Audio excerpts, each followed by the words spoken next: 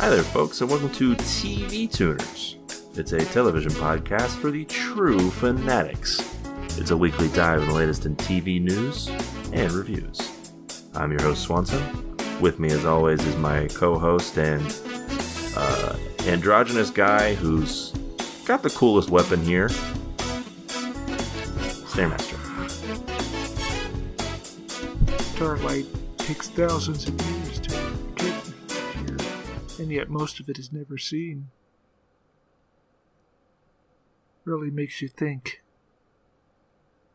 Yeah, whatever. Watch out for vampires. Ah! And with us, as always, of course, is our other co-host and a guy who has a name, but everyone just calls him Goggles because of the goggles on his head. I like the computer. He's also a Kyo, fan right? of literature, such as Dostoevsky. Yeah, I'm a well-read individual. It's a real shame that I went to Prism in space. Yeah, Space Prism. The worst kind of prism. Yeah, how do you escape from there? Come on, think about it. Think about it, folks. Anyway, welcome to another exciting bonus episode of the pod, brought to you by our Buy Me a Coffee page. This week we're talking about Cyber City Oedo 808. From Japan.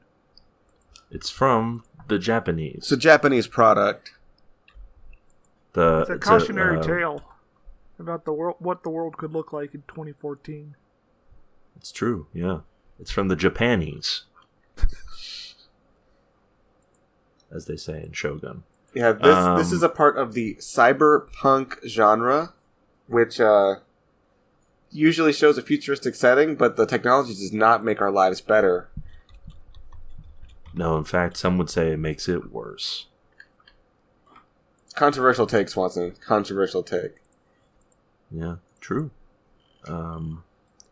Yeah, this is a cyberpunk OVA, 3 episodes, which is conveniently what we watched. Original thing. video animation. This was like right when the Japanese bubble popped and the OVA format started to wither and die in the vine. Also, right before the obscenity laws were updated, I believe. In Japan or the U.S.? And Japan. Is that why there's not any boobs in this? Yeah. Okay. Glad we sorted that out. Or no, actually, because cable TV became popular, you didn't need OVAs as an outlet for ultraviolence and risque stuff. Honestly, these 3 episodes were pretty tame. Yeah.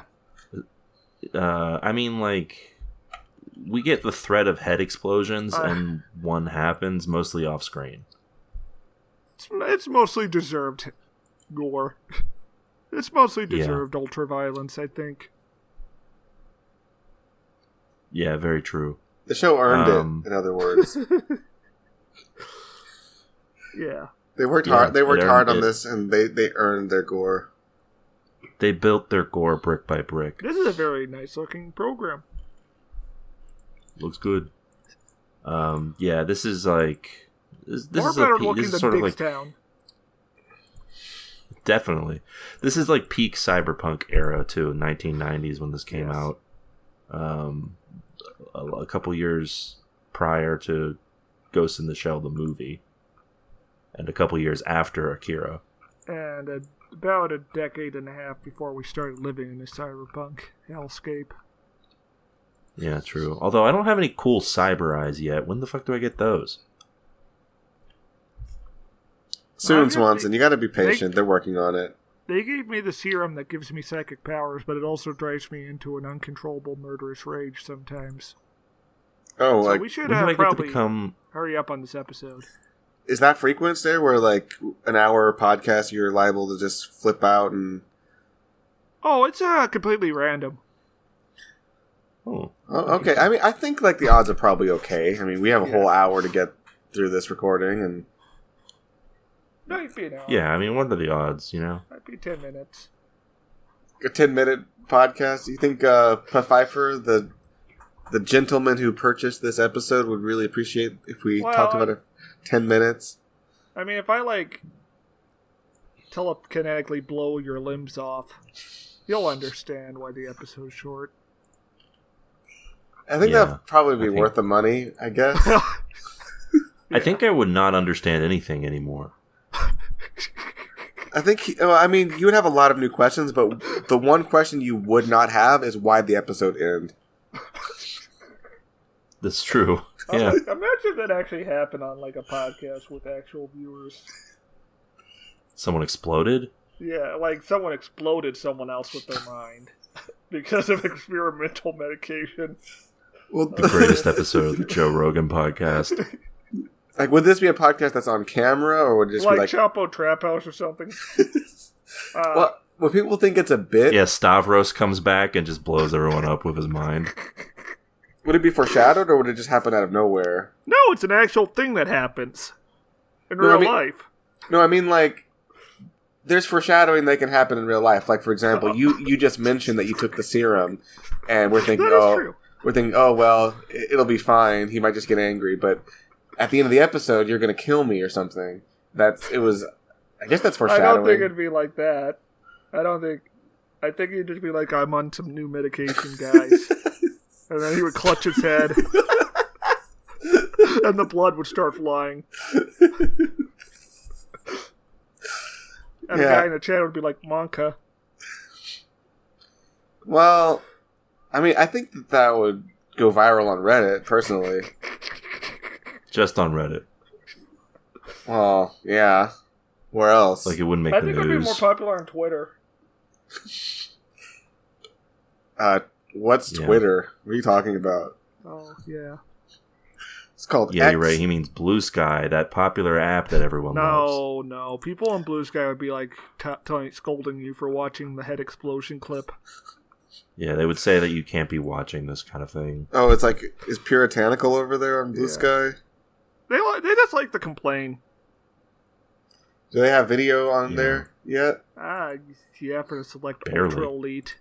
If you built the space scraper, you can upload WebMs. Yeah. Okay. So yes, we watched this program. Before we get to that, though, as always, if you are listening, you got a quip, a comment, question, foresight, otherwise, well, why not send it to our email address, and we can read it aloud on the podcast. That's right. Send them to tvtunerspodcast@gmail.com. What's that email address, Gilrain? It's tvtunerspodcast@gmail. Hello? That's the entire email. That's right. You could be like Trucker Hat, who sent us this email. Oh, dear. Question about Karate Kevin. Whoa. Oh, wow. This is a throwback. This is a throwback, guys. This is a deep How cut. many What years is that? 3?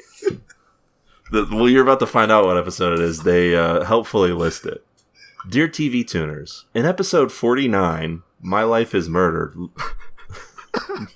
the boring Lucy Lawless Australian police show, you introduced the character of Karate Kevin. Since that episode, have you experienced any other shows that were so boring that you would feel the need to bring back Karate Kevin? P.S. Finding out that Karate Kevin was not in the show was slightly bumming. There was that episode. What was that TV show we watched? Which we tried to do an episode on and it failed. So we just summed it up in another one. The one where the ladies was it about the refugee? It was like the UFOs? No, it was the spy lady going to talk to the ISIS lady or something. Oh, yeah. Because we've done a couple episodes where we summed up other ones we tried to do. That one was pretty bad. I fell asleep watching that one. Yeah, I think that show... Yeah, I would have definitely been tempted to put Karate Kevin in that one. Do you guys remember a show that was like City on a Hill? Oh, yeah. With something. The armored car robberies. Yeah, it was a very boring... That could have used some Karate Kevin. The problem with thinking about these shows is that they're so boring that we don't remember them. We remember like one or two details. Like Trucker Hat did a great job here of saying Lucy Lawless Australian police show, because that made me remember what this was. I still don't remember. Why is it called My Life is Murder? That sounds like she's killing people, not solving crimes. No, she's solving murders, so her life is murder. It's her life essence is her job. Yeah, so her life is centered around murder. What was that show that was like Amber Alerts? Amber Alerts? It was talking like about Kidnapped? Kidnapped, it wasn't called yeah. Kidnapped. Was that the name of the show? Maybe it was Nappers. Fellas, we've done a lot of TV. Let's see. What about... I'm looking through our catalog of episodes. I don't think Tracker was that boring, but I think it would have appreciated Karate Kevin in it. I think if Tracker had a friend named Karate Kevin, who's not in every episode, but like in enough episodes, better show.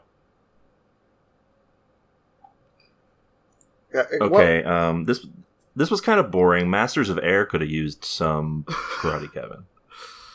Masters of Air could have used a lot of stuff. Was Masters of Air like a based on a true story thing, or was that different? Yeah, it was like a World War II pilots thing. You can't see it, but I'm waggling my hand, sort of dismissively. Yeah, sort of based on a true story. We'll see. They say. What was I'm looking through our catalog. What was Halston? What is Halston? Are you sure it isn't Halston was No. Halston was a show. I think it was a fashion designer. Oh yeah, was Ewan McGregor playing a gay guy? Yeah. If he was in love with Karate Kevin, that's such a show. What was the serial killer? The French serial killer one we watched way back. What? Not the Serpent. That's not the one you're talking about. I think that might have been the Serpent. That was one of our. I think that was the worst of 2021. Yeah, that one was boring, and also like I think it had a good like concept too, which made it much worse, right? Yeah, that was a pretty bad one. See, I think that if that show had Karate Kevin, it would have been entertaining, but very disappointing because like they could have done here's a good deep a lot cut. more with that premise that didn't involve Karate Kevin. Yeah? You guys remember Debris? No, I don't. Is that the one with the Doritos? The Doritos? Yes. It's the, oh yeah. It was the NBC sci-fi program that was like the X-Files, but it was all like little alien Doritos that kill you. It was like but what if Karate Kevin was helping them solve it? If it was written by some 38-year-old fail son. Yeah, I don't think Karate Kevin could have saved that one, honestly. It was just kind of... Yeah, what's he supposed to do? Karate kick a crystal shard? I mean... Yeah, was he going to do a karate chop on a metaphysical concept? Yeah, it sounds great. Yeah, listen, we've done a lot of shit programs in our day, and a lot of what we do is kind of just like boring. Listen, the sad state of things. We want to stop it, but we can't. The sad state of things is that a lot of TV is just like you watch something and you're like, that was kind of boring. Truly, it's the worst art form. It's true. I'd rather watch a painting. And we need to bring back OVAs, obviously. Yeah, bring them back. Now, imagine if the Big Show was an OVA. When you think about it, HBO miniseries are sort of like OVAs. Like The Corner, that's an OVA. That's an OVA. Yeah, except it's not. It's not animated, which is I think the biggest. An OVL. Yeah. Oh, here's a good one, guys. This is a good Briar Patch. Do you guys remember this one? Is this the one about like? Oh, Trucker Hat, you've awakened Swanson's love of reading lists. Briar Patch was that the one with It's, with the lady who was like we didn't understand who was. Rosario Dawson is in it, yes. Oh yeah, with the tiger eating the rotting meat in the hallway. Yeah. Now Yeah, imagine Karate if Kevin could that have, tiger was about to attack her. Karate Kevin comes in, helps her out. He could have karate chopped it on the top of the head. And Taking it. Now this one taking it out, doesn't like- need help necessarily. This one doesn't need the help necessarily because it was already fun and ridiculous on its own. But imagine Karate Kevin and Lincoln Rhyme, The Hunt for the Bone Collector. Oh man, you could be like, that would have been incredible. oh, that could be like an episode where he's framed for a crime, so Lincoln Rhyme has to fight him. Yeah, Lincoln it's Rhyme, perfect. They team up. Lincoln Rhyme. By the way, I don't think they were fighting. yeah, He wasn't fighting the Bone Collector? wasn't Lincoln Rhyme like in a wheelchair and had to have like a lady do the actual stuff. Yeah, I guess the lady. Yeah, he would was have like to fight him. bedridden. Yeah, the Bone Collector took some of his bones, so he can't stand anymore. He took part of his spine. Well, that's brutal. Is it worse or better than taking part of his leg bones? Yeah, so the Bone I Collector mean, has like technically it's a worse. skeleton army that Karate Kevin has to fight or something. What do you think of that? Yeah, that's good. It's good stuff. Yeah, it stops being Listen, a mystery Trucker show. Hat, you've... yeah, it just becomes an action program. Listen, Trucker Hat, you've stumbled upon a great well of information for us here. But, yeah, the point is, there's a lot of stuff we could put Karate Kevin in, and who knows, maybe Karate Kevin will be making an appearance down the line. Not today. Or maybe we'll forget about him like we did this time. Yeah, who knows? The future is uncertain. Great email. Once again, if you have a great email that you want to send, it's tvtunerspodcast@gmail.com. Oh. Ooh. They could have put Karate Kevin and Baki, and then he and Baki could have fought. That would have been cool. Oh, Ooh, do we really want to see Karate Kevin just get like brutalized? Would that be good for his character? It's less fun when Everyone Karate gets brutalized Kevin. in that show at one point or another, besides Baki's dad. Yeah, that's true. Yeah, he does the brutalizing. So yes, we watched Cyber City Oedo 808. Oedo 808. Oedo 808. Oedo being the new Tokyo, apparently, after Yes. the old one went underwater. Oedo is gone, and now there's Oedo. Oh, that's what that means.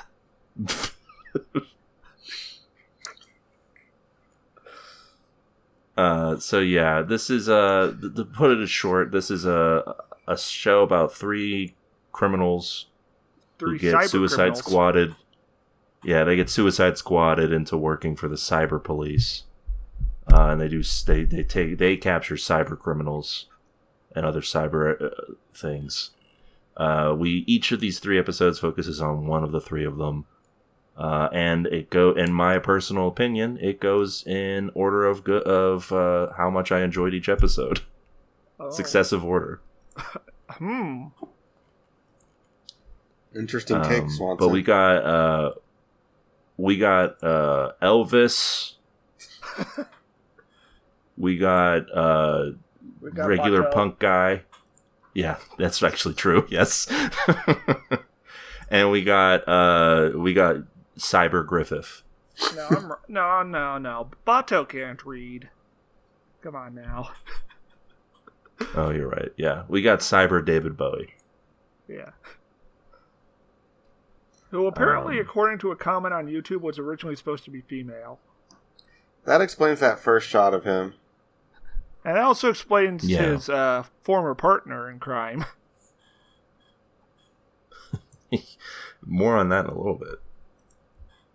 This first episode has to do a lot of the heavy lifting, which might be why I don't enjoy it as much as the other ones. I think it's good, though. I don't think it's a bad episode. But yeah, they wear these collars that are going to make their head explode if they don't follow the orders of their captain, their chief, as you will, and they're all trying to get their 300+ year sentences down. Yeah, we see their rap sheet in the opening. Yeah, yeah. None of them are rapists, by the way. That's good. Important to note. Yeah, I actually did check and make sure. He just wanted to make sure that we weren't supposed to be rooting for any rapists. Yeah, absolutely. I mean, come on. Thankfully, no. Hey, here at TV Tuners, we condemn. It's yeah. Just to be clear, that's the only. It's no good. That's the only crime we condemn out of all crimes. Destruction of property, we're agnostic on. Yeah, there are some crimes that we're neutral on, some that we're in favor of, but the only one we're actually actively against is rape. Right. For instance, stealing. Go ahead. Yeah. Also, I guess it's bad if you flay a person alive and then keep them alive without their skin. Is that a specific crime? Isn't that just like murder / torture? Well, I mean, emphasis on the keeping them alive part. I guess it's not murder, but it is torture. So are we against kidnapping then, or? See, this is starting to get kind of gray for me. I'm just. Oh no, I mean, not necessarily.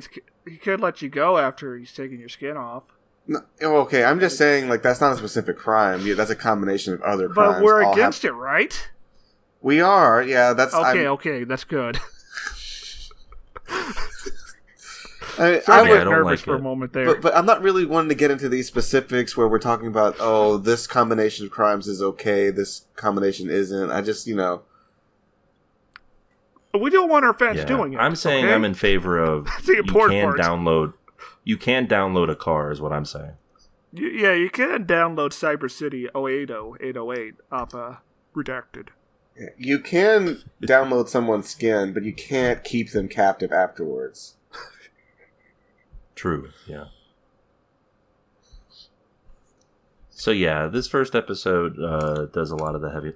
One of the things I like about this prison sentence deal is that they all talk about, like, oh yeah, eventually I'm gonna get free, but like there's the underlying theme of, like, yeah, they all know that's not gonna happen. Yeah. Also, it's like he keeps giving these arbitrary time limits and then arbitrarily threatening to blow them up for whatever reason. Yeah. Good boss. Also, their boss is voiced by Cell, by the way. Norio Wakamoto. Nice. I don't recognize the voice because he wasn't hamming it up. He was actually playing a normal guy. Yeah. And also, I'm not that familiar with the Dragon Ball sub. I just can't watch it because of the fact that they kept the same voice actor for Goku. It's like, what's going on? Which is funny because we should mention 90% of the voices are better in the sub. We should mention that Stairmaster revealed to us that the dub is, in fact, legendary. It's funny. After we had watched the show. By posting a clip in which... Yeah. I saw that one scene in the subbed version, and then my neurons activated. I was like, oh, it's that scene. In which the English voice actor for Benton, the androgynous Bowie-esque character, has maybe the greatest line read I've ever heard for a dub. Yeah, it's pretty high up there. Benton in the Japanese I think, to paraphrase, he's like, "Why don't you go suck a dick?" Bite me. No, shove off. You wouldn't recognize a vampire if it bit you on the dick. Benton, of course. Yeah, but you're already doing it with too much emotions there. Benton, of course, is voiced by Kanato Shiozawa, who is most famous for voicing D from Vampire Hunter D, and Ray from Fist of the North Star. And most importantly, Paul von Oberstein from Legend of the Galactic Heroes. Oh yeah, we're going to watch that on the podcast. Yes, we will. As soon as the money gets in. We're waiting for the money. So yeah, this first episode involves a heist, or not a heist, a hostage situation. It's a Die Hard. Yeah, it's a real cyber Die Hard.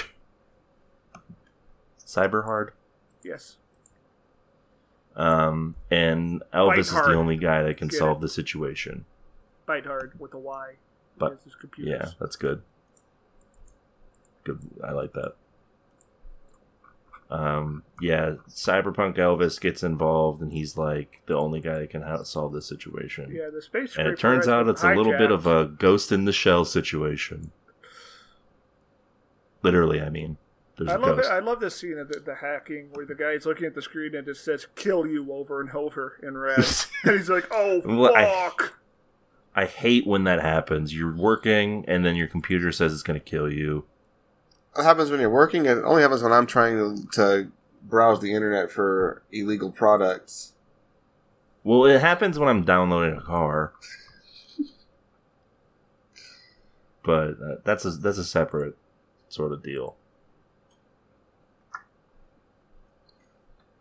But yeah, and so they have to have the skyscraper, which is like as tall as Mount Everest. Yeah, and Lady is in there. Lady Cop is in there, and Lady Cop has a thing for this guy. Sengoku is his name. Yeah, let's pause for a moment and reflect on this tower. Has mankind gone too far with this one, folks? This city's insane, don't you think? Oh yeah, yeah, so our hero Sengoku, the Japanese Elvis, has a sidekick. Sangoku. A little deputy named Varsus, who's basically this metal brick with a camera on top. I assumed this was the reason that Pfeiffer wanted us to watch this. Because it's a little robot. This little robot guy is like deep-voiced Haro. I love this guy. He's a low-functioning king. He's great. He's also a little narc. Like he'll just let their boss know when they're doing illegal shit. Yeah. It's like when you were in high school or middle school and you had the friend who was slightly more autistic than you. And if that friend was like a walking trash can. Yeah, and also had a gun you could use. Yeah. Yeah, it's like a big gun, too. So, in other words, this is not like your high school friend. No, my high school friends definitely had guns I could use. Yeah, for Zoomers, definitely. Wow. This new generation has some interesting stuff going on, huh? The real That's cyber one way of city putting it. Oedo 808 is going on in our schools right now. They're taking the Cyber City 0800808 into our schools. They're dressing up like Ben 10.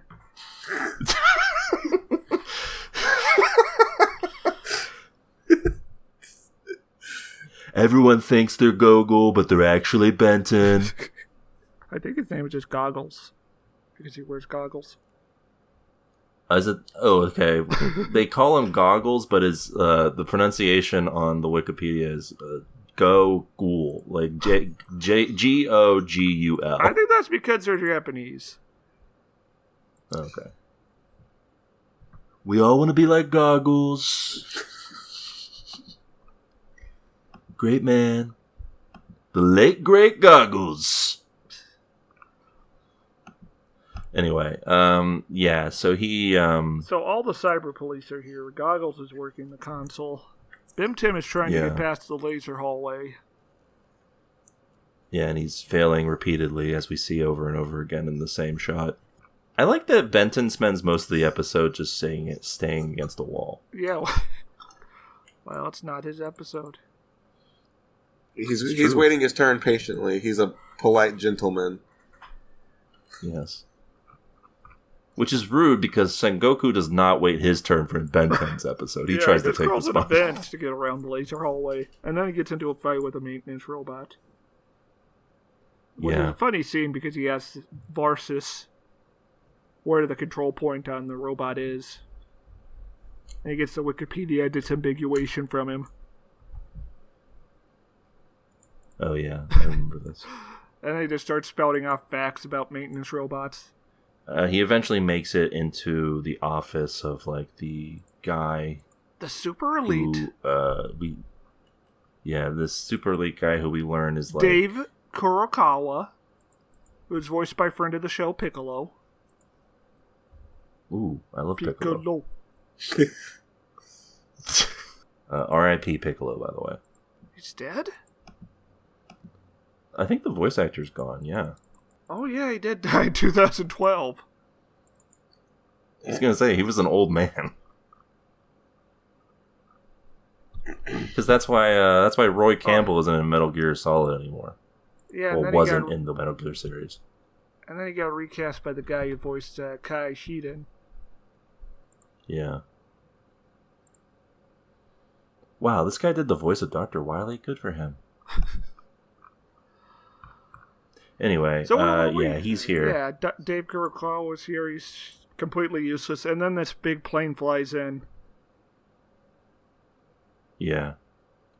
There's a scene here where he threatens... I think it's after the big plane, maybe, where he threatens this guy. He threatens Piccolo with the gun, and the guy's like, "You can't do that. That's illegal." And he's like, "Well, I am a criminal." And eventually he finds out that, like, what happened was that a few years ago, Kurokawa killed his boss. Is that right? His partner, who was more talented. His partner. And his partner is somehow still in the building. Still is in the computers. Yeah, we see a flashback where he's thrown down a bottomless pit. Listen, if I were designing a big skyscraper, the one thing I wouldn't put in is a bottomless pit. Sometimes you just can't avoid it. I would make it. sure it's all the floors have bottoms. It's an engineering thing. You got to balance the height with a bottomless pit, otherwise it'll just collapse. I guess even then, though, I would probably make sure that no one but me knew where the bottomless pit was, and I certainly wouldn't show it off to my jealous partner. What if you didn't know your partner was jealous? What if you thought you were good friends and you could trust him to see your bottomless pit? Like, they were just in the office and he was like, "Hey, you want to see my secret bottomless pit?" Yeah, let's take a look. I'm glad I can trust you guys. But yeah, he gets thrown to his bottomless pit. Well, I think there is a bottomless pit here in the new TV Tuner's house in Phoenix, Arizona, where we are. That's right. That's where we live. Yeah, it's one of the traps in the labyrinth. Yeah. You don't see it often because when you go into the labyrinth, you're trying to, like, outrun the Minotaur. But it's there. And yeah, that Minotaur, he loves to run, so it's hard to keep away from him. So Goggles backtrace the hack to corridor 63. So Sengoku goes there. And we get a scene of them fighting the maintenance robots. I just love how Goggles is just like, yeah, this is kind of fun. This is pretty fascinating. Yeah, he's not freaked out up until the satellite laser gets hacked and it's pointed at them. He's like, guys. This just got a little bit less fun. So there's a lot of maintenance robots, so Benton gets left behind to deal with them. Sengoku goes ahead, and there's this military robot. And we get one of the coolest shots, where he's reloading his gun surrounded by flames, talking to his boss and telling him off. Yeah, because his boss gets on and is like, "Hey, kill that guy." Yeah, kill Kurokawa. David. Yeah, hey, kill him. Don't bother finding the actual bad guy. Just kill him, since he's an asshole. He's like, no, I gotta get this guy. And he's like, yeah, specifically, you disobey me? Specifically, he says both their methods piss him off. The hacker and his boss. And the guy's like, 15 demerits to you. Did I mention how cool it is? going in the flames. It's cool. It's pretty cool. But yeah, we get a ghost in the shell situation, and I mean that literally. There's a ghost in the computers. I don't think it's a ghost if there's an actual body involved. I guess it's like because this guy's corpse is melded with the machinery. Yeah, it's sort of cool. Like Dragon Ball Z, The Return of Cooler. True. Yeah, and he beats the shit out of Sengoku for a bit because he's predicting his trajectory. And then Sengoku just goes sicko mode on him. Yeah, by walking in a straight line and not moving. And just tears into pieces. Also, he turned off the gyros that keep the space scraper from tilting over. Yeah. And while he's battling this guy, Kurokawa just like falls off the skyscraper. Well, no, he beats James, and then the computers explode, and that kills him karmically. Yeah, that sends him hurtling out of the skyscraper, and he's like, "Well, I guess all's well that ends well." And so, yeah, the gang all get their sentences commuted, except for Sengoku. Yeah, who gets like 12 years added on or some shit. Poor guy. It's like, whose line is it anyway rules. The points, the years don't actually matter. And we get a joke about his police lady girlfriend not knowing how to fill out the paperwork because the guy died 12 years ago. Yeah. This lady wants him so bad, by the way. Oh, she's like, "Hey, you want to go out?" And he's like, "Not tonight." No, this bomb collar makes my neck hurt. Yeah, he's like, maybe some other time. She's like, "Okay, well, I could rub your neck if you want." And he's like, "No, I'm going to." No, he's like, "Okay, but some other time." Bye-bye. And he leaves. What I'm saying is that compared to the other two, Sengoku does not seem like he's getting it any. Oh, he's this normal guy. He's a normal guy, unlike the other vanilla. Two. He's like the Yusuke to Yohei and Kurama. Or Kuwabara. True. No, there's no Kuwabara. The robot's Kuwabara. Yes. But yeah, that's the first episode. The next one, we got our goggles. We find out that he lives in a truck. He lives in a truck that has a library in it. He's a man of sophistication. He may be the coolest guy to ever live. It's hard to argue against him. This episode, by the way, starts with not one, but two body explosions.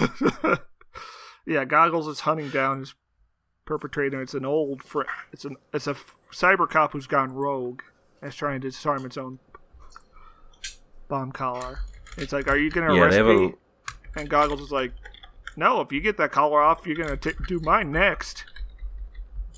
Yeah, they have a fun little conversation where he's like, "All right, so which one's the activator for the explosive? Is the right or the left?" And he's like, "I think it's the left." And he's like, "I think it's the right." So he does the right one and his head explodes. We don't see the head explosion. We just see Goggles' reaction to it.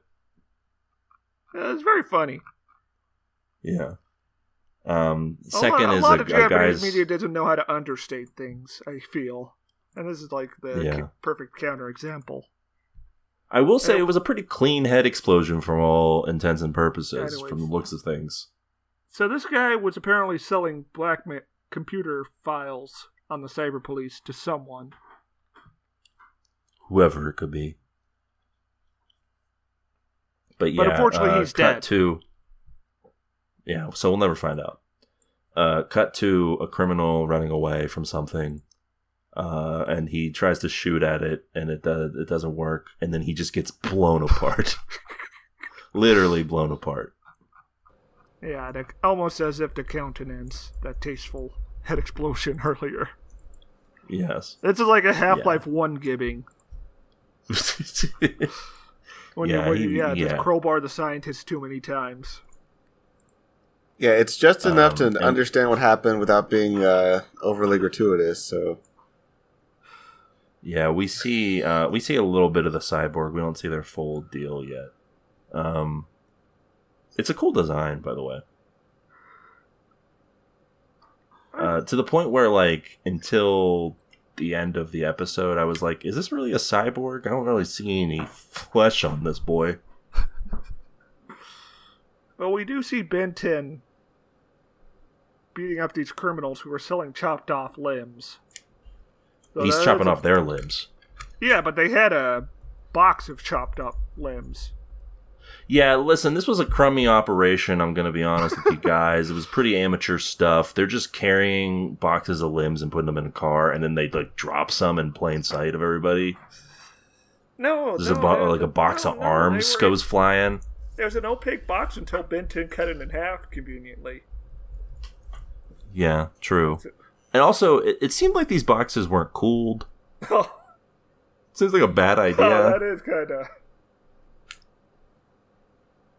Maybe they were going to take them to like putting this pneumatic tube or something to send them like real fast. Yeah, some like sort of Futurama tube. Yeah. But Benton starts cutting people up on this. He cuts their trigger fingers off. And then, like, the boss runs back into his base and activates the Chinese dragon statues. They shoot needles at him. No good. Did we mention this is all very cool? It's very cool. Yeah, it stuns me that I didn't know this existed until we watched this. That's only 3 episodes. Yeah, it's very, very cool. And so they find out that something is going down at this this military base. So Sengoku and Benton break into it. But they can't get into the actual base itself until later that day. The doors are synced with the tides.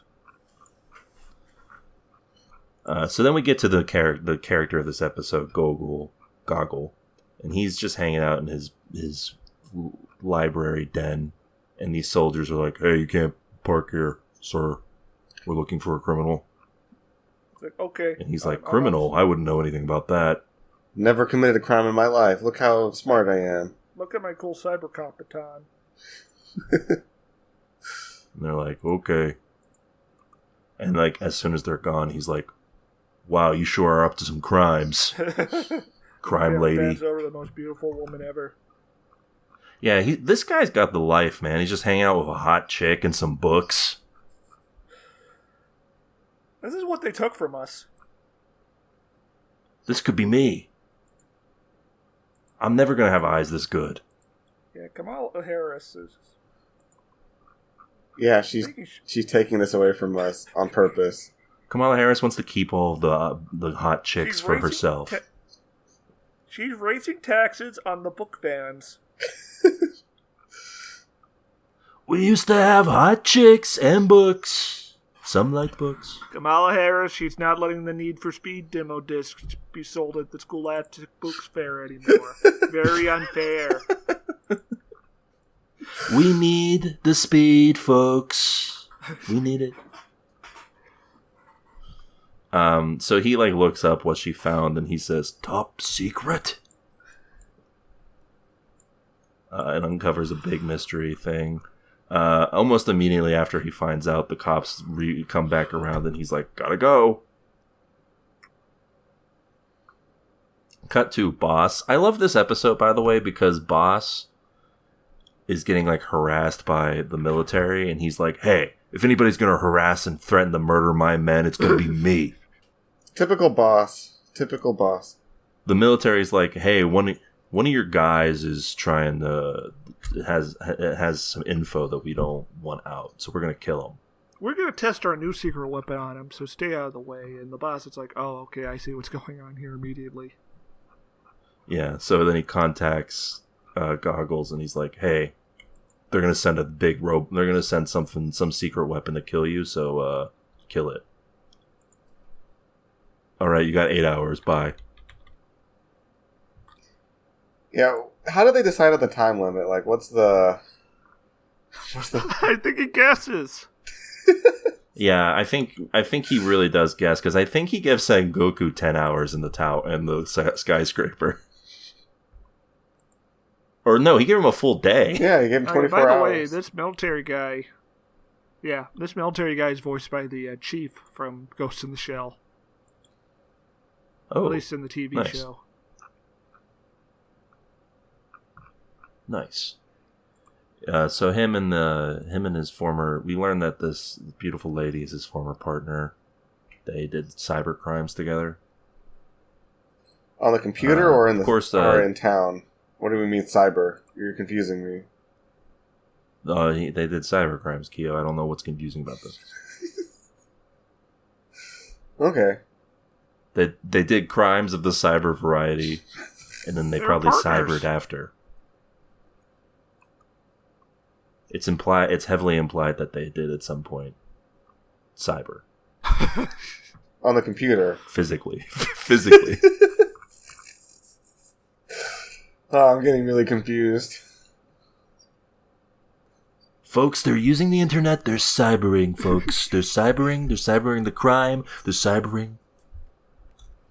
We gotta stop them. We can't have this. We gotta stop the cybering, folks. We won't have a country anymore if they keep this cybering going. Gotta stop them. Get a job! So, we get a fun little chase here where he lets off. What I don't know what he does to the truck, but it creates a bunch of smoke. Yeah, I guess he just the exhaust.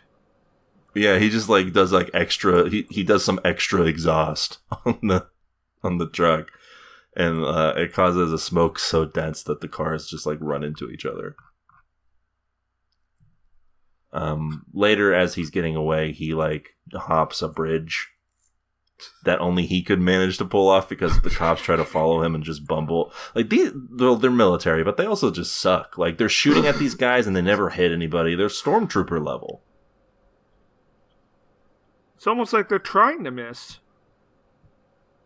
Huh, interesting. Although the guy at the end definitely was not trying to miss, and he did still miss Goggles. Well, that guy is an officer. True.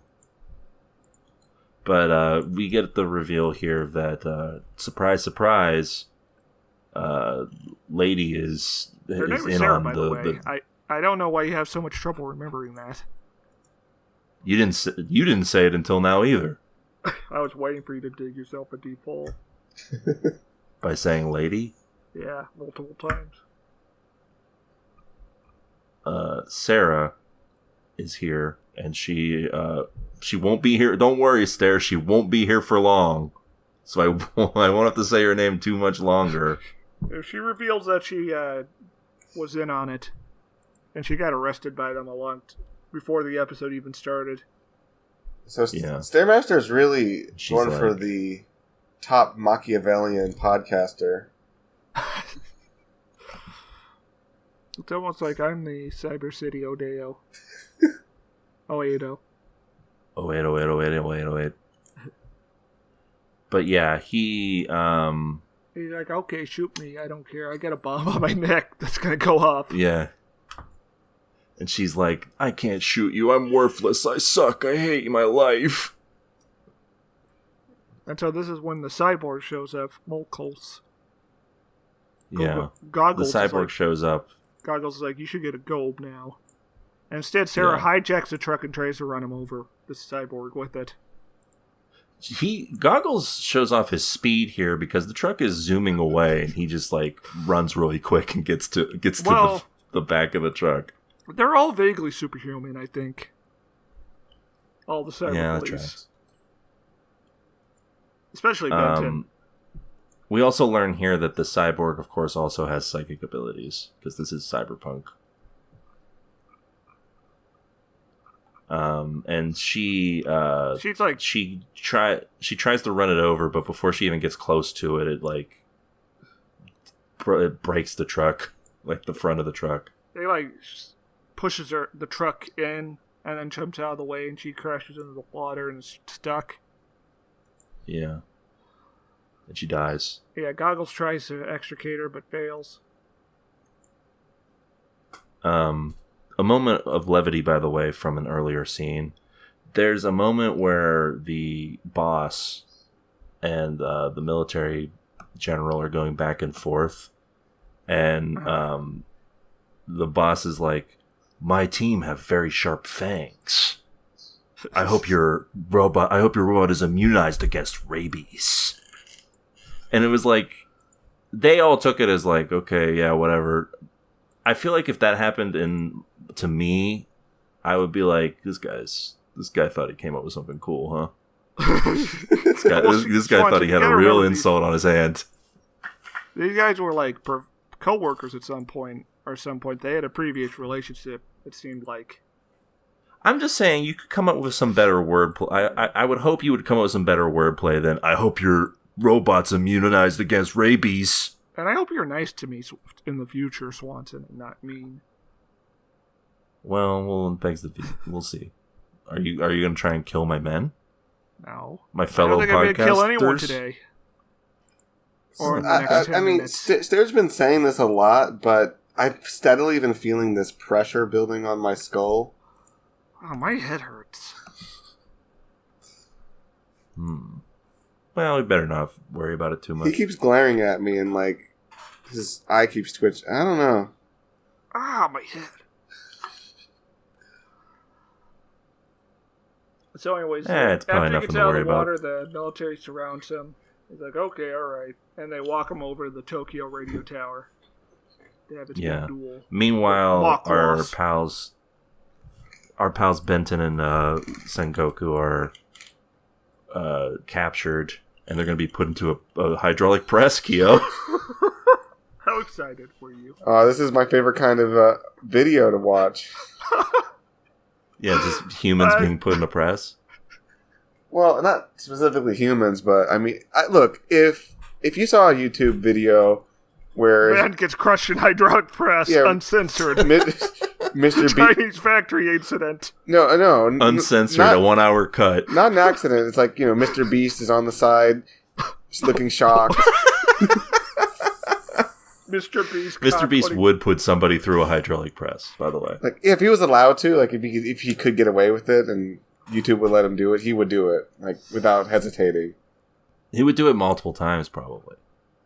Yeah, like, he would do it until the video started declining, and then he'd do something. He would basically be like, you would be Saw, but he would, for YouTube clickbait. Oh my god, Mr. Beast as Saw is... The new Mr. Beast challenge. Cut off your legs so you can get out of the bear trap. You want to play a game? Before the lighter goes off. Yeah, I'm picturing like... I bet you won't start a business with me. I'm picturing like a dark web Mr. Beast that's called Dr. Beast. That's probably already real. Like, all of our senators are probably watching that as we speak. Yeah. Phones. Well, it is the future president of the United States. Good point. But is it literally Mr. Beast, but he's calling himself Dr. Beast? Because that's really what I want to see. Yes. He's just like, he's wearing like a doctor's coat. He's wearing little glasses, too. Yeah. But everything else is the same, and he doesn't do any medicine at all. Oh, yeah. Right. Of course. Speaking of Mr. Beast, but yeah. Goggles is facing off against this cybernetic beast.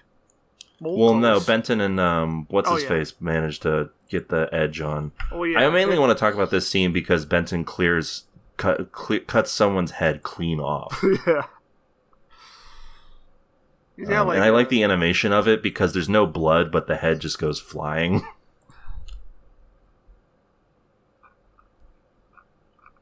Yeah, Benton is like no nonsense. Like, what a guy!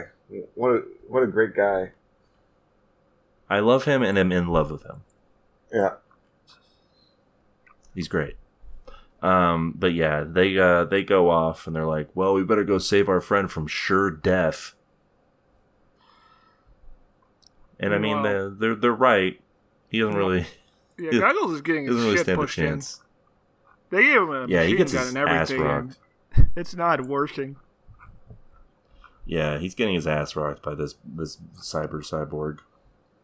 And it's very coolly animated, which we cannot convey via the means of audio, sorry.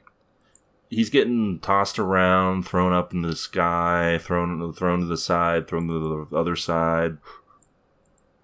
I guess he's just strong enough for the robot, the cyborg, to not blow him up limb from limb. Well, he's also very far away, as opposed to the guy who we saw get blown up. That's true. He mentions keeping his distance. Yeah, he looks like he's gonna get killed, and then it keeps cutting to like the guys in like the military, the watch party room. Yeah, and the cop boss even shows up. He's like, "Hey, yeah, and he's like, hey, you committed a super crime. You committed so many crimes that actually I'm coming in to indict you now." And he's like, you can't stop me. Not yet, anyway. So yeah, Goggles gets his ass kicked. He gets thrown off the tower.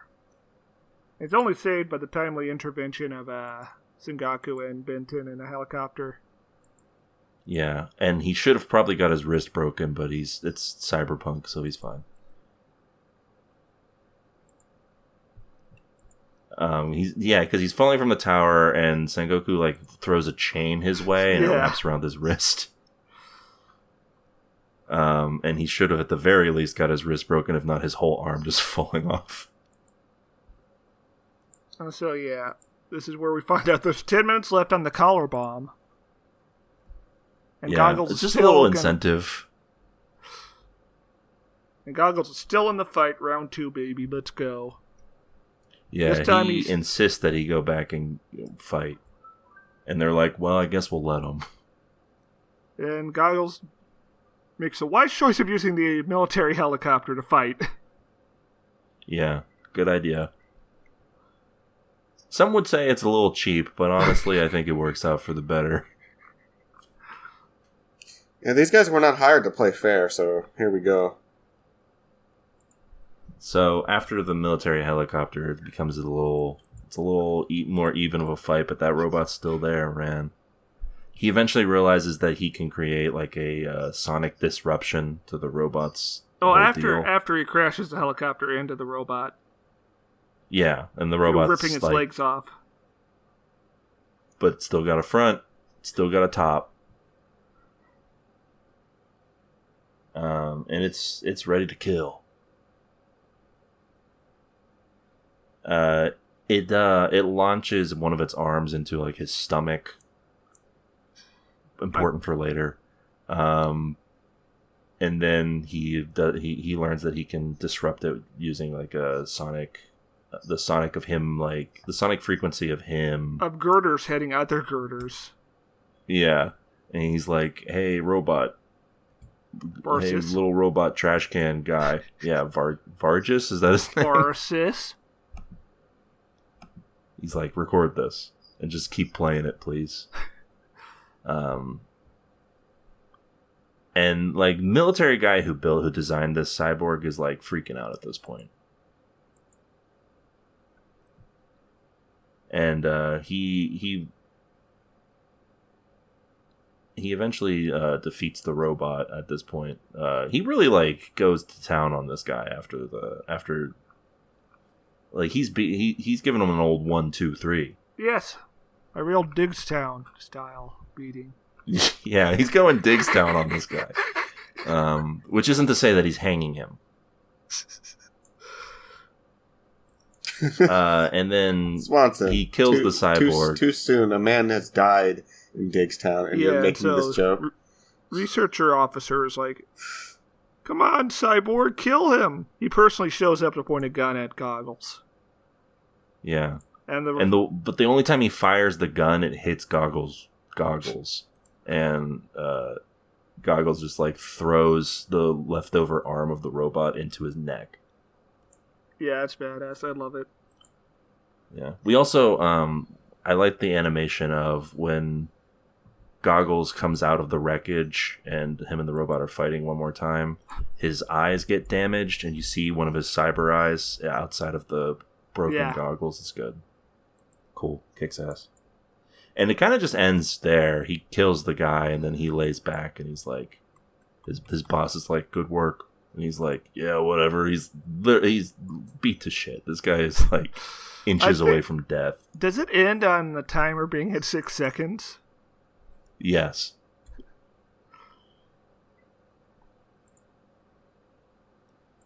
And like, I love that like the response to everybody from the timer being at 6 seconds is him just being like, good job. How great would it have been if it just ended and he laid back and his head just exploded? I would hate that. I would have been upset. I would have respected the decision to do that, but I would have also been very upset. Yeah. That would have been a grieving process.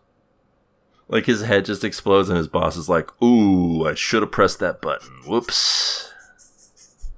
I think Sengoku would have...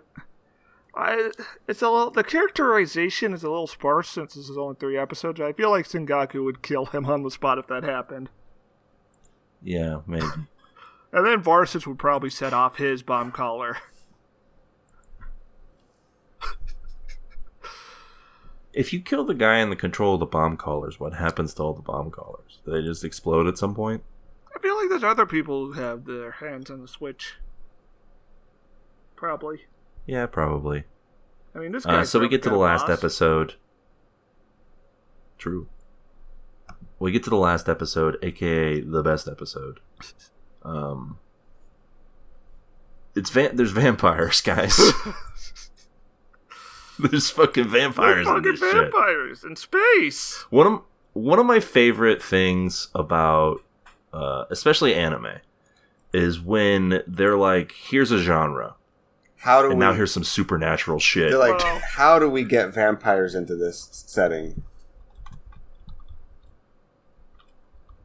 Anime vampires are truly better than any other form of vampires, I think.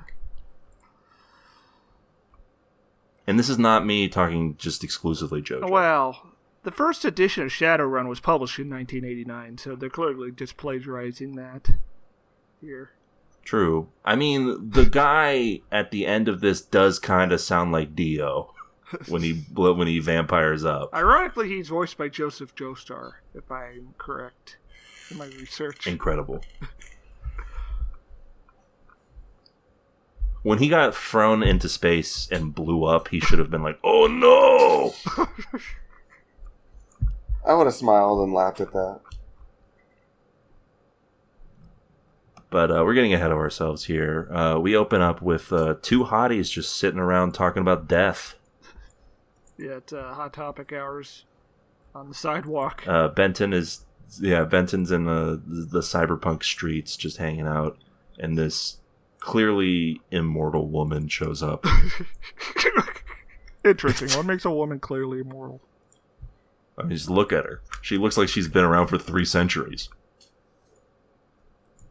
Like, her clothing looks like it's been around for 3 centuries. True.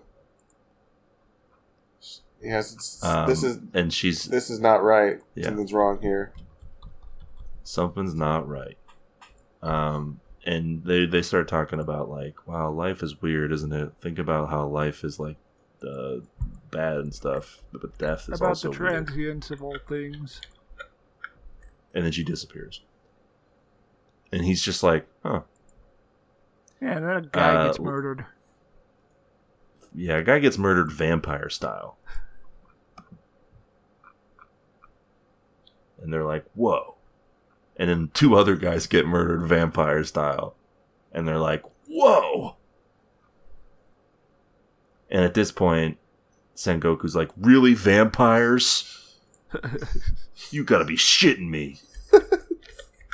Well, look, how would you react to that situation, Swanson? I mean, I would probably react the same way. I'd probably be like, hey, vampires? What the hell? I'd be scared. I would be like, put me back in the space prison. Take me to space where there are definitely no vampire. Yeah, take me to space where there's no vampires. Yeah. But yeah, Benton decides to lead the investigation into this. What if that happened, though? He was like, all right, put me back in the prison where there's no vampires, and they do, and the vampire's there. And then just the credits roll. He's right behind me, isn't he? That would be like a great ending, actually, to a horror movie. Imagine how great this show would have been if it ended with Benton sending the lady's body into space, and then he just said, "Well, that happened." Yeah, I would give it a 10 out of 10. It would have been great. Really ahead of its time with that one. Benton does some searching, and he finds this guy who's like trying to find the way to become immortal. And you can tell it's in the future because Benton's clearly never read Dracula before, because this dude is Dracula. By the way, guys, chasing immortality is usually a bad idea. Can we talk about the fact the prostitute offers to have sex with them for free? Well, yeah, have you seen Benton? I wonder if they would have included that scene if they had kept Benton female, like that one YouTuber comment suggested they originally were gonna. Is that your source on that? Good question. Is that your source? Yes. It's just a random YouTube comment, yeah. I mean, it's really the only source we have on this. It's not like there's a lot of information about the production of this show. At least not in English. I mean, yeah, I trust you. I trust commenters. Remember Eggers? No, I don't want. Our good friend Eggers. You don't remember Eggers there? No. What is this with the remember when? What? We keep talking about previous episodes. We need to talk about future episodes. Let's crib bitch from there. That's not a episodes that haven't happened yet. That's not a bit. That's an actual guy who I trust. Let's get stare into the precog chamber so you can think of the future episodes we're going to be talking about. I'm seeing we're talking about the special lotion. I don't know what that means. Wait, the special lotion or the special ocean? Maybe the special ocean? Maybe it's like a video game thing. I don't like this. Stop having precog. Norman Reedus is coming up a lot. I wonder what's going to happen with him. Oh, interesting. And it's not Walking Dead related? Interesting. Yeah, sorry, I can't see very well into the future. Yeah, Stare. Yeah, we need to fill the bath with more salts. You okay over there, Stare? My head really hurts now. What are you drawing on that whiteboard? Blood. Huh. All right. Well, I mean, might as well just let him keep doing his thing. So yeah, they find he finds this guy and has a conversation with him, and then he goes snooping around his little immortality chambers. And this is when we get the little side scene where some street punks try to murder him by dropping a cage on him. Oh, yeah. And then he cuts one of the dude's arm off. Yeah. He lets them all live, though. Yeah, I mean, one guy's armless, but, that's what you pay. That's what you get. Yeah, this is, he goes into, these cryogenic chambers and finds saber-toothed tigers? They're panthers, Swanson. Don't they have the big saber-tooth teeth? Aren't those cybernetic? Well, yeah, that's why I said saber-toothed tigers. Oh. But yeah, this is a cool scene. Listen, this is just the shit. This is the kind of shit I want, okay? They're like, I don't know what's in these fucking things. How about some tigers with some fucking long teeth? They can kind of do whatever they want at this point. They've gone insane with it. he gets chased into an elevator shaft and manages to survive. And that's when he's like, "There's something up with this old guy." And not just because he decided to wheel his chair to the empty elevator shaft and look down menacingly. And he learns from Goggles that there's been an immortality virus that these people have been infected with. He eventually meets up again with mysterious lady. Oh yeah, we forgot all about him meeting Kelly, his former partner. Who is like the... You want to describe what her outfit's like, Sarah? She's like the Omega Butch. Yeah. It's another implication. It's another former partner that's implied that they've been friends before. Which would make a lot more sense if Ben 10 was also female. Yeah. And she's been hired to make sure that he doesn't get onto the situation. Which eventually ends with them having a duel in a highway tunnel. It's cool. And she dies, of course. And Benton's like, "It's a shame you had to run into me." He meets Immortal Lady again, whose name I do not recall. I don't remember. Stair doesn't either. Me neither. Lady. Yeah, see? Beautiful I'm not lady. I'm not the only person who can't remember girls' names. It's fine though. She doesn't. Her name isn't live. simple like Sarah or Kelly. But she's like, yeah, I was cryogenically frozen for a bit. No big deal. My family's dead. No big deal. My family's dead. Life has ceased to have all meaning. He's like, "Huh, interesting. I agree about the last part." Much to think about. And at this point, Sengoku comes in to try and steal the episode spotlight, and Benton's like, "No, this is my episode. You had yours." And rightfully beats him down. Yeah. He cuts his gun in half, which is cool. Because so Sengoku's been ordered by their boss to just kill this lady. In a previous scene, he shot her in the back with a homing bullet. Yeah. And he's like, "Benton's got the hots for this vampire chick." And Benton's like, "I'll never tell." Wink. And they go. She gets in like a spaceship to go confront Mr. Dracula Man, and Benton's going to follow her, but Sengoku stops him until Goggles comes in and just beats the shit out of him. Well, he just knocks him out in the back of the head. And he's like, here's your cyber cop stabber.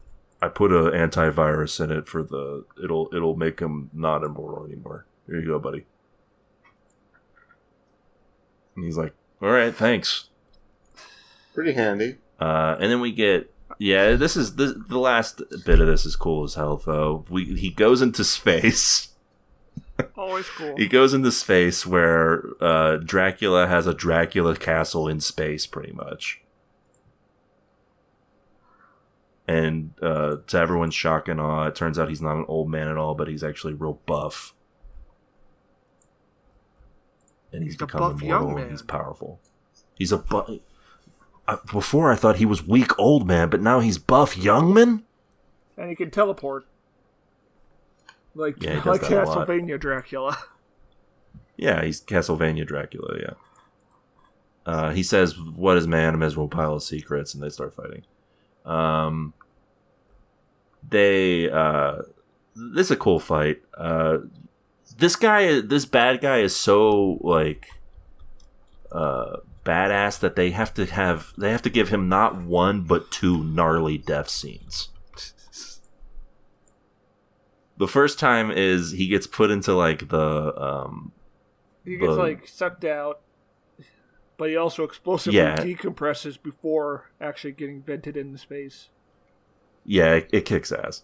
But he reassembles and himself. He And shoots teleports Benton. himself and then reassembles, yeah.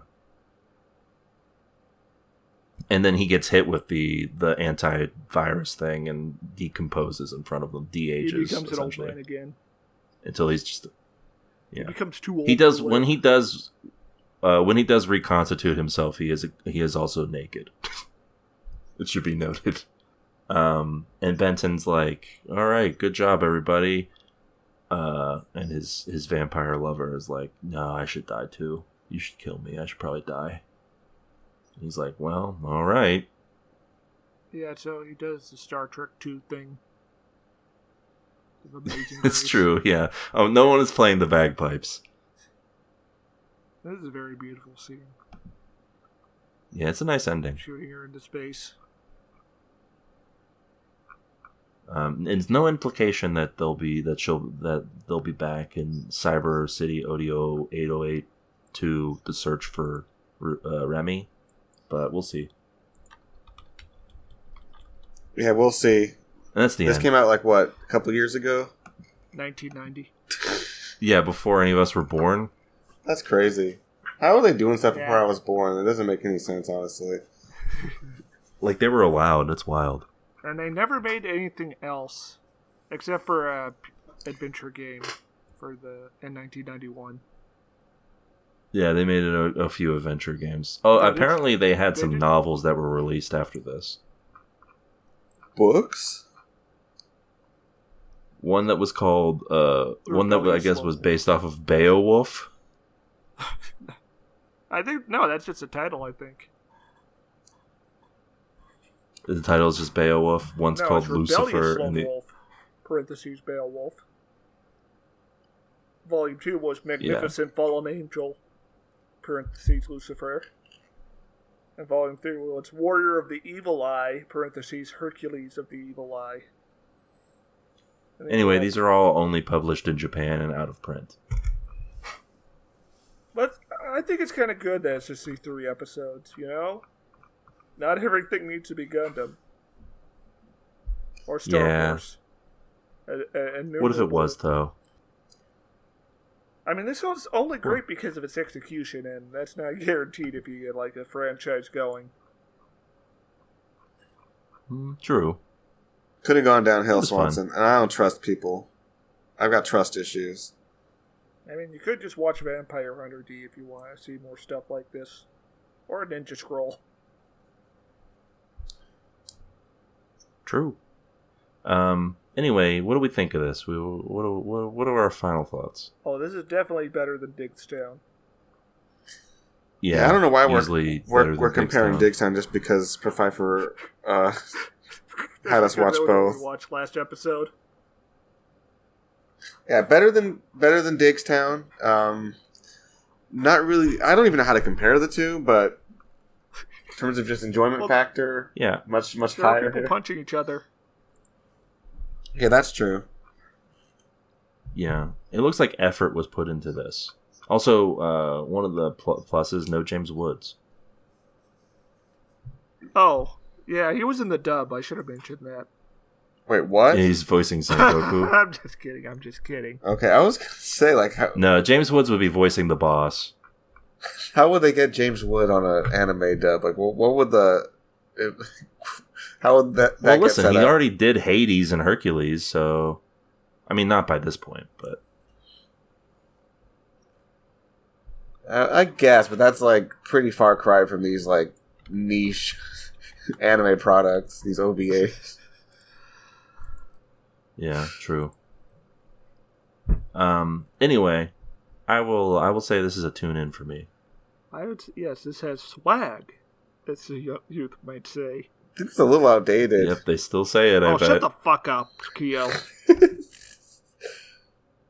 I You're don't making me so mad. I don't know what the kids would say. I think they would say it's got a goat, something like that. I think the kids would say this is both a slapper and a banger. I need to sit down. My vision's turning red. Wait, Stare, what are you doing? Is it because we're talking about what the kids will say? Because we all know what the kids would actually say is like skibbity or something. Oh no, I said the wrong word. Skibbity Is that his bop boom, activation yeah. code? Skibbity bop boom, no. Skibbity bop doom bop. Oh no, the horror. I'm dead, by the way. Yeah, Geo exploded. His head came straight off. So that's the end of TV tuners for this week. Yeah, listen, this was a Buy Me a Coffee episode, and if you have something that you want us to watch, all you gotta do is go over and buy us a coffee, and we'll watch whatever you want. A single coffee gives you a single episode based off of any programs you could want. A program would be 2 episodes of a regular thing, 3 episodes of an anime, that kind of deal, or a movie. I don't know how many episodes we will watch if you bought a coffee for a Skibbity toilet, though. So that's a complete wild card. No guarantees. 3, I guess. I don't know. How many could we watch before we got bored or insane? We have to get immersed in the Skibbity lore. Like, you don't understand, Keith Swanson. That shit is always escalating. I will say that you cannot and we will not watch Skibbity Biden. You can't make us. Yeah, we will simply keep the money and leave. It's going to go right into our checking account. Yep. The TV Tuner's personal account. Which, let me look at the amount here. We got a cool $3 sitting in there. Anyway, buymeacoffee.com/TVTuners. And that's it for this week's episode. We'll be back next time with more TV goodness. Until then, keep watching. Bye. It's over. I found them. Hey folks, it's time for the TV Tuners Phoenix Fact of the Week. Did you know that Stairmaster has started a sand selling company where he's actually making $30,000 a month? I sourced it all from the Labyrinth.